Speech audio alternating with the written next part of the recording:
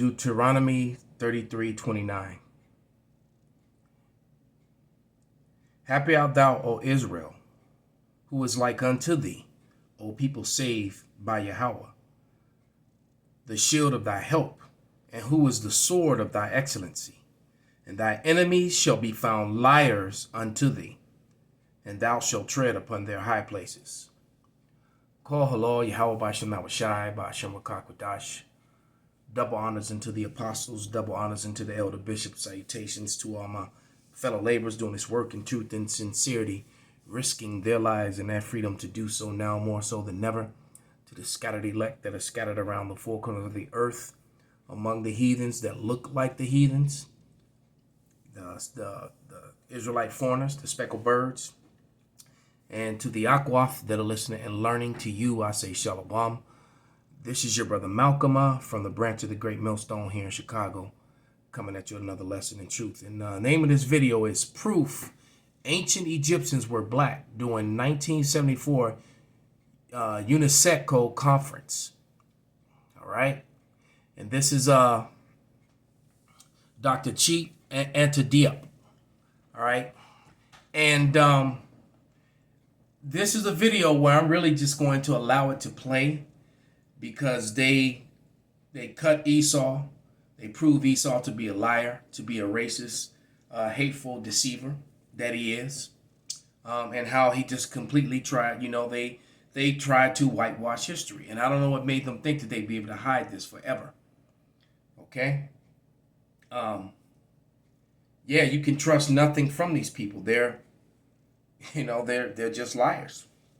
Physicians of no value. Let me grab another scripture, and then I'm going to let this play.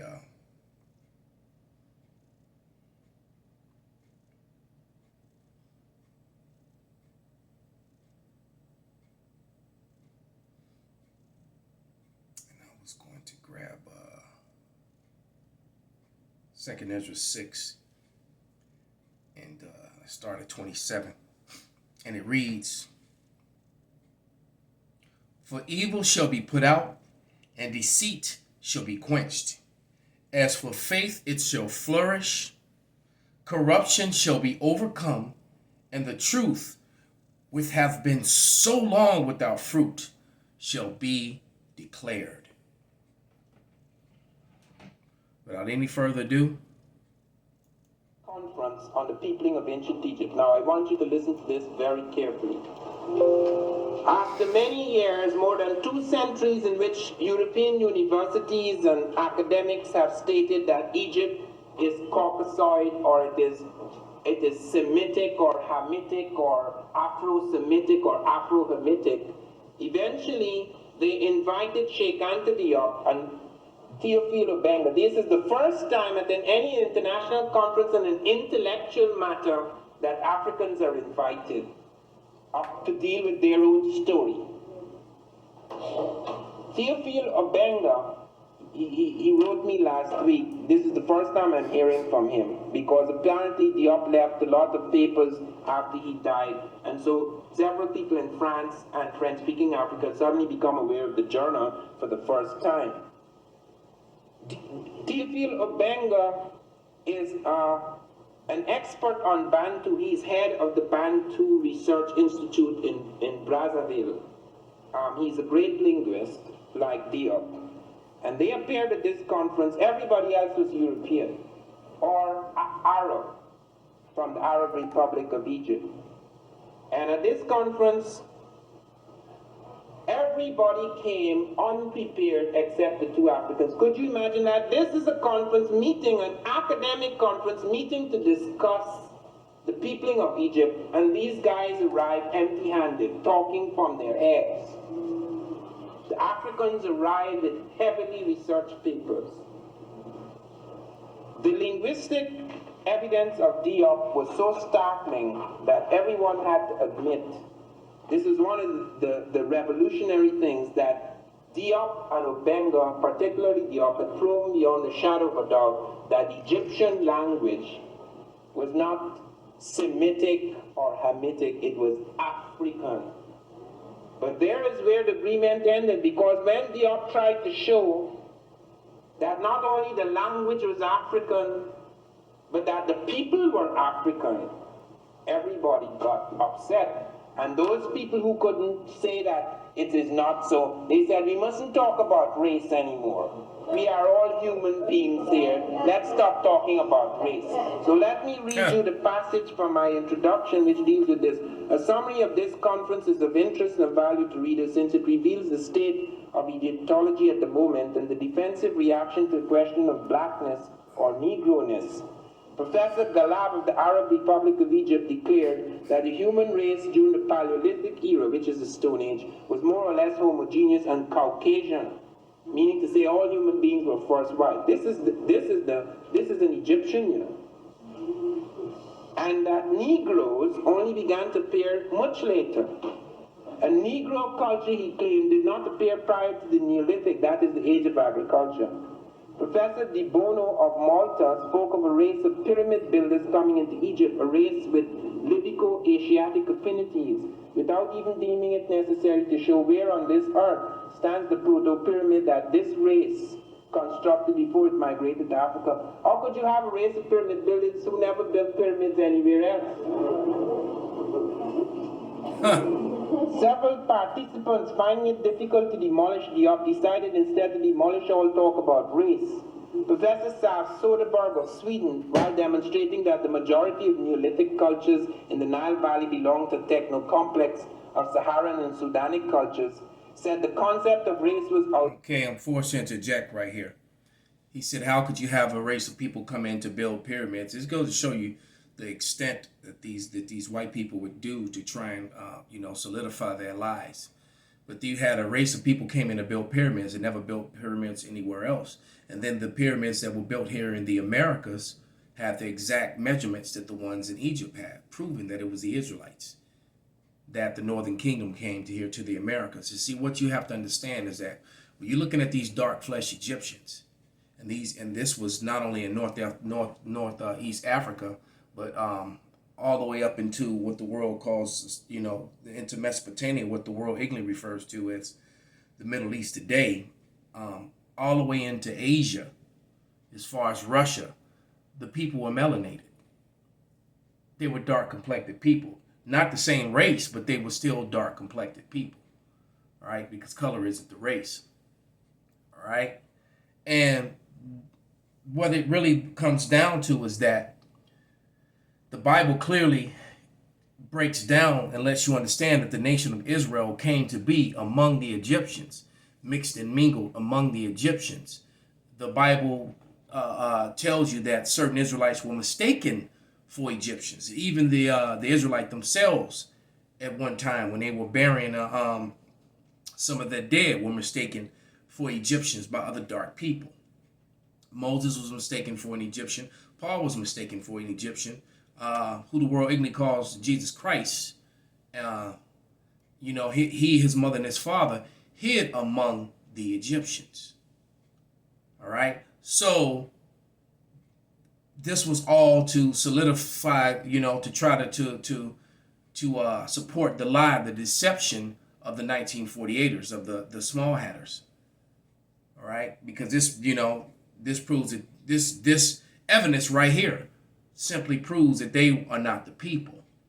All right, they just opened up a tomb just a couple years ago, and all the images were like the ones you're looking at on the wall, and it was a 5,000-year-old tomb that had never been touched. So you have to ask yourself, where is Benjamin Netanyahu? Where is he and his people in this? They weren't there. They didn't come until after Ptolemy took over, which was came out of which was one of Alexander's generals. All right, that's when the so-called white people actually took over, Egypt, and started dressing as the Egyptians, and just the same way that they became Australians, that they became Americans, that they became Britons, that they became Irish and Dutch. They became anything and everything they could do to not be identified as Esau, Edom. All right, because Esau, Edom is cursed in the Bible, and this is just the time of their exposure. All right, and they simply are being made naked. Let me grab one quick scripture with Jeremiah 14:2, which describes the tribe of Judah. It describes their flesh, not the gates, as someone ignorantly said once. But this is Jeremiah 14:2, and it reads, Judah mourneth, and the gates thereof languish, meaning they have no leadership. All right. They are black unto the ground, and the cry of Jerusalem is gone up. All right. And once again, once you look up that word black in the Hebrew, because every word in the Bible is numbered. All right. It's either going to be H, whatever the number is for the Hebrew, or G, whatever the number is for the Greek. And that word there was kadar, which means dark skin. So it was literally talking about their skin. Lamentations 4:8, is talking about their skin, their appearance. It says they're blacker than a coal. All right? Than a coal. You know what a piece of coal looks like? Meaning that they were just dark fleshed. All right? So let's let them continue. Molded and should now be abandoned. After he showed that the technology of the early Egyptians is Sudanic and Saharan, which is African, he said, don't talk about race. Race is outmoded, must be abandoned. Professor Vorkut of France, insisting that there was no way to tell how many of the Egyptians were white and how many were black, felt the evidence nevertheless showed that Egypt at least was African in its way of writing, its culture, and its way of thinking. Now just imagine that. You can't tell how many white people are there, yet everything they're doing is African. In other words, they're white Africans. These white Africans, their language, you said, is African. Their culture is African. Their science is African. And yet you can't tell whether they're white or black. Professor Shinny of Canada said that Herodotus and all the Greeks and Romans who called Egyptians black were merely being subjective like Dr. Diop. Race was not a scientific concept. Professor Mokhtar of the Arab Republic of Egypt said the problem of race was unimportant. Professor Abdullah of the Sudan, after chiding Diop for adopting an Africanist approach to this problem, went on boldly to assert that the Egyptian language belonged to the family of Proto-Semitic languages and that there was abundant evidence to prove it. He had not come to the conference, however, with his abundant evidence. This, in fact, was one of the remarkable revelations of this international conference.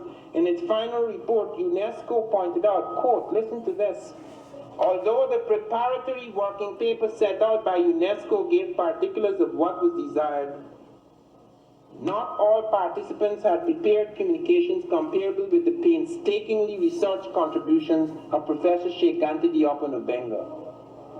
The Africans at last had done their homework, and those theses, which had once seemed formidable, now shook with the fragility of leaves in the new intellectual wind blowing from the continent. All the time they had had their own way until they had become intellectually flabby. This is one of the things that I have noted. When I was in Arizona some years ago, I had to fight with someone they called an expert on Mexico. And when I opened up on this guy, I realized that I wasn't fighting an equal, that he couldn't fight because he'd never fought in his life. We have to fight. We have to fight for every inch of ground. Nothing is yielded to us without a struggle. But they always took it for granted, as my mother used to say, they're born with golden spoons in their mouths. And so when at last he met a fighter, he couldn't fight. When I started on him, I suddenly realized, I said, animals when they fight like apes, etc., when they're about to overpower you completely and they realize that you are losing, the ape pulls back. Man doesn't usually pull back. And there is something Christian in me which said, you've got him on the ground now, let him go. And there's something devilish in me that said, let him go, my foot. He has trampled us for said. These are the kinds of men who have destroyed us for centuries. They are still destroying us out. Those were Japhetic images you were just looking at on those vases. These right here. Those are Japhetic images. The time has come to kick these people when the knowledge arises. He's right. There is no compromise here because we are dealing with something savage and brutal. It is impossible to become involved in black history without becoming involved in politics. because to reconstruct the history of black people anywhere in the world, you have to fight against a climate of great prejudice. A white man that I've worked for, if he's alive today, he's a liberal with a capital L. His name was Gad Steiner. I asked him about some books on the African people in ancient history. And in the language of the South, he let me down slow. I mean, he spoke kindly. He said, you know, John, I'm sorry that you came from a race that's made no history. But if you persevere, if you obey laws and study hard, you'll make history someday. His words be smoother than butter. I was taught in American history books that Africa had no history, and neither did I. That I was a savage, about whom the less said the better, who had been saved by Europe and brought to America. And of course, I believed it. I didn't have much choice. Those are the only books there were. Everyone else seemed to agree. In terms of scholarly debates, we know of the work of Sheikh Anta Diop, and he's played an important role in verifying the ethnicity of the ancient Egyptians. Robin, can you tell us a little bit about that? Yeah, Professor Sheikh Anta Diop was a scholar from Senegal. And why he's important is that he wrote a book called Nation Negre et Culture, but the English came out as The African Origin of Civilization, Myth or Reality. That book came out in 1974, and because it was now in English, it attracted a very wide interest. In that book, Professor Diop presents essentially part of his doctorate thesis.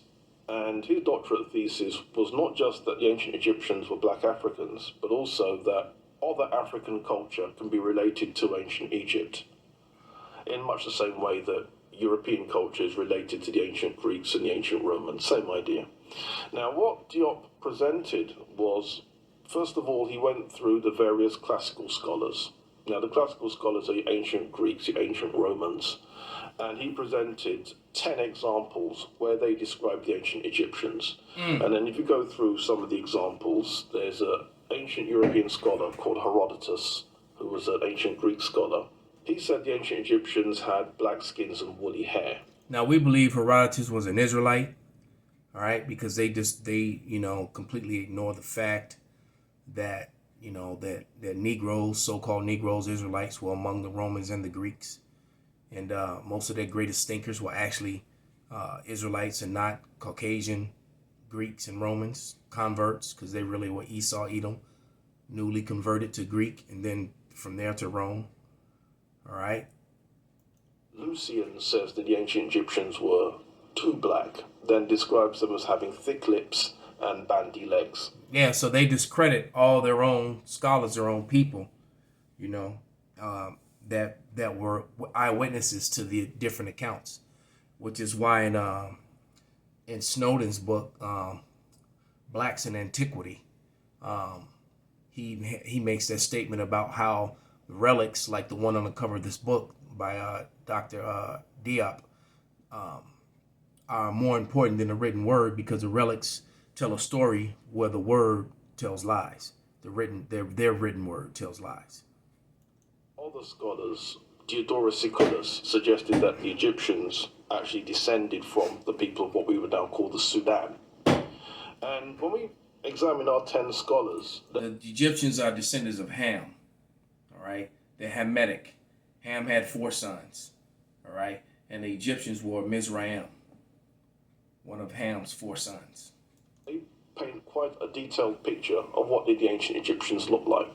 Then Professor Diop went in search of positive proof, and what he did was he had access to a series of mummies that were excavated by a gentleman called Mariette. Listen closely. And the Mariette excavation mummies, Diop removed elements of mummy skin and had that skin examined. Essentially what he was looking for was the evidence of a high quantity of melanin or the absence of a high quantity of melanin. And that way we could work out, are we dealing with Negro skin or non-Negro skin? Diop suggested that all the mummies found at the Marietta excavations, all of them had Negro skin. Cut. The next thing then was UNESCO commissioned something called the General History of Africa. That took place in 1974. Now, the big stick... Now, remember at this meeting, when they got put on front, when their lives were uncovered, they started talking about we're all humans. Let's not talk about race. All right? Which is typical. Same thing happens now when the truth comes out. Well, we're all God's creation. We're all God's people. No, we're not. Only the Israelites are God's people. Not even the other dark flesh. Not even the other melanated people are God's people. Only the Israelites. The key point was going to be, where is ancient Egypt going to fit into these volumes, the General History of Africa? So they called the debate, and the debate was called the Cairo Symposium. And at that debate, two scholars presented a case that the ancient Egyptians were Africans, and 18 scholars presented a case that the ancient Egyptians were Europeans, Asians, not Africans. And they did become Edomites, so-called Europeans, but that's only after the conquering of Alexander of Macedon, who the world calls Alexander the Great, who is definitely an Edomite, so was the bulk of his armies, right? And he set up one of his generals over the melanated dark Egyptians, all right? So they take history from that time, you know, and try to make it as if they were there all along. The two scholars, Professor Sheikh Anta Diop and Theophile Benga, won the argument. And if you read the General History of Africa, Volume 2, the debate is in there, and it's really, really funny. Just watching two people slaughter 18. Must have been very embarrassing for them. It's been so embarrassing that one would have... And there was the Edomite woman, that Job 27:15. She was interviewing him. As a matter of fact, let's grab that. She said it must have been very embarrassing for them. Yeah, it was. They got proven to be liars. And he said the fragility of their whiteness, the fragility of their whiteness was on display. This is Job 27:15, and it reads, "Those that remain of him shall be buried in death, and his widows shall not weep." Everyone's tired of Esau, Edom, including his own women. Expected that to be sort of common knowledge and someone to do a documentary about it and so on. But for obvious reasons, none of this has happened. I guess that's our job to do. Indeed. She said, I guess that's our job to do. What? To put them on blast. History is a set of lies agreed upon. Napoleon Bonaparte, a bona fide Edomite. This is Jeremiah 49:10, and it reads, But I have made Salakia. But I have made Esau bare. I have uncovered his secret places, and he shall not be able to hide himself. His seed is spoiled, and his brethren, and his neighbors, and he is not. All right. Also, before I check out, I just want to let everyone know that Malcolm and GMS Maccabean Spirit both have strikes on them, and so, you know, there'll be no videos put up on those for a while. So with that, all praises, glory, and honor be unto Yahweh by Shem Shai by Hashem Rakak Wadash, Wa Abba Babal, Kwam Yasharallah, and Shalom.